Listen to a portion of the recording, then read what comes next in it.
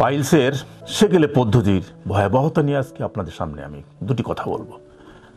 অতীব বাস্তব চিত্র, ভয়াবহ অভিজ্ঞতা, এবং সেকেলে নয় হাতুড়ে পদ্ধতি বলাই ভালো। এটাকে সেকেলে পদ্ধতি আমরা বলি ট্র্যাডিশনাল মেথড, আর হাতুড়ে পদ্ধতি হচ্ছে এই যে রাস্তাঘাটে দেখছেন না চিকামারা আছে, বিনা অপারেশনে পাইল চিকিৎসা। এটা কিন্তু ভয়ঙ্কর।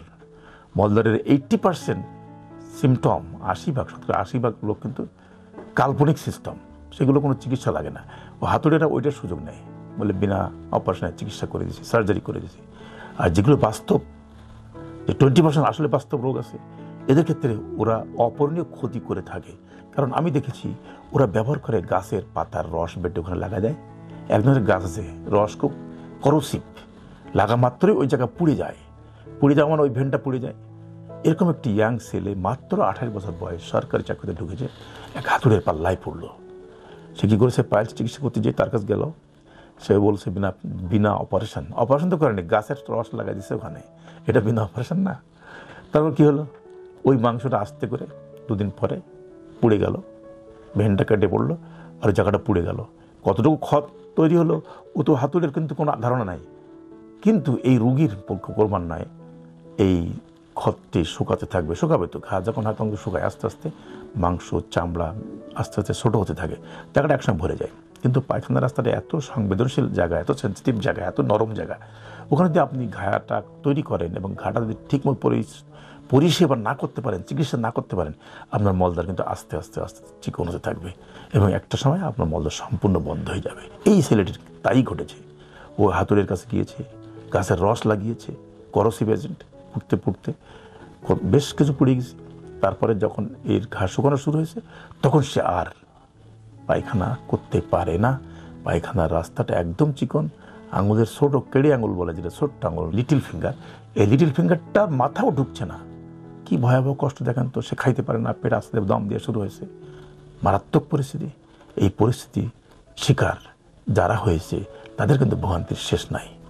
এটা চিকিৎসা কিন্তু অনেক জটিল এবং অনেক ব্যয়বহুল এবং অনেক লম্বা। কারো ক্ষেত্রে আমরা অনেক সময় ওখানে দেখি, আমরা এক্সামিন করে দেখি যে ওখানে টিস্যু কতখানি ড্যামেজ হয়েছে, কতখানি সম্ভব ওই টিস্যুকে এক্সারসাইজ করে নতুনভাবে মলদার বানানো যায় কিনা।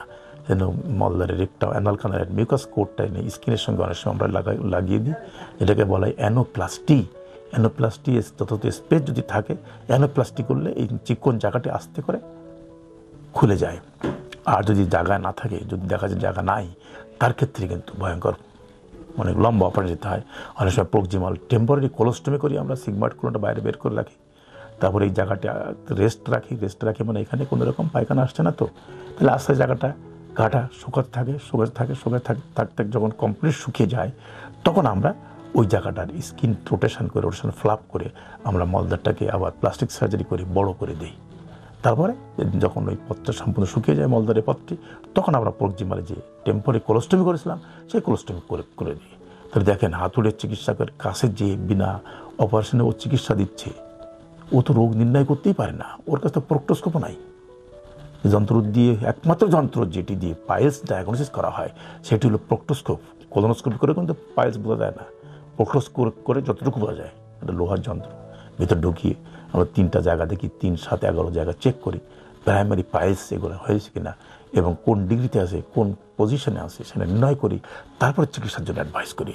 তাই একান্ত অনুরোধ থাকবে, এই যে হাতুড়ের চিকিৎসকের কাছে যাবেন না, জীবনটা দুর্বিষহ হয়ে উঠবে। রোগ নির্ণয় তারা জানেই না, রোগের চিকিৎসা পদ্ধতি জানে না, আর তার পরিণতিতে হয়তো অল্প বয়সে আপনার অল্প টাকা চায়, ওরা বেশি টাকা চায় না, আস্তে আস্তে টাকা চায়। তাদের টাকাটা আপনাদের সহনশীল, সেটা ঠিক আছে, কিন্তু আপনার পরিণামে ভয়াবহ পরিণতির দিকে আপনি এগিয়ে যাবেন, যেটা কারো কাম্য নয়। ধন্যবাদ।